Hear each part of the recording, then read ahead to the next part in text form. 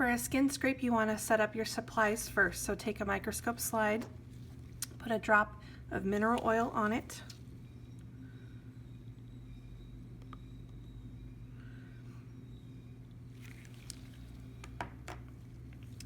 And then we're going to take our number 10 size scalpel blade.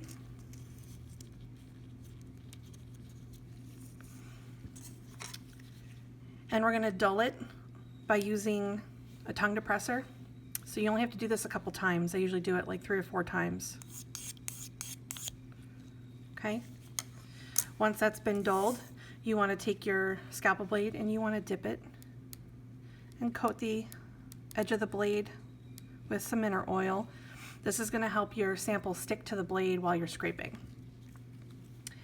And then we'll be scraping kiwis because they have some fuzz on them, kind of like hair, and they also do have skin.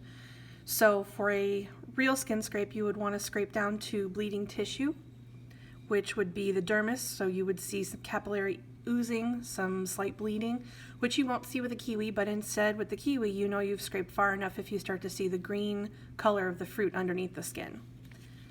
So you want to hold the kiwi steady, and you take your scalpel blade, and it doesn't matter if you scrape away from you or towards you, as long as you do it the same direction each time. So they're supposed to be unidirectional strokes. You also want to lay your blade in such an angle that you won't be causing lacerations to the patient or the kiwi in this case. So if I'm going to scrape away from me, I'm going to angle my blade this way. If I'm going to scrape towards me, I'm going to angle my blade this way. So I'm going to scrape away from me. That's just the way that I like to do it. So I'm going to lay my blade down, and we have to pretend that there's a lesion right here, and you would want to be doing the scraping at the edge of the lesion where the hair is growing, not in the center of the lesion where there's probably no hair.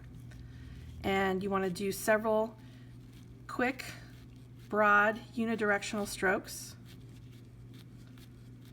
You do need to apply a bit of pressure. And then we've exposed the green, which would be similar to the dermis on a real patient.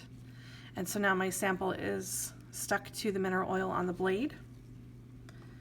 So I'm going to pick up my microscope slide and just transfer my sample.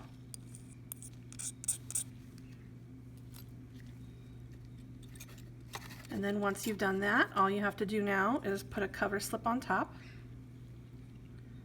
You can always add more mineral oil if you feel like your sample is a little too dry, but that's a decent amount. And now the slide is ready for viewing under the microscope.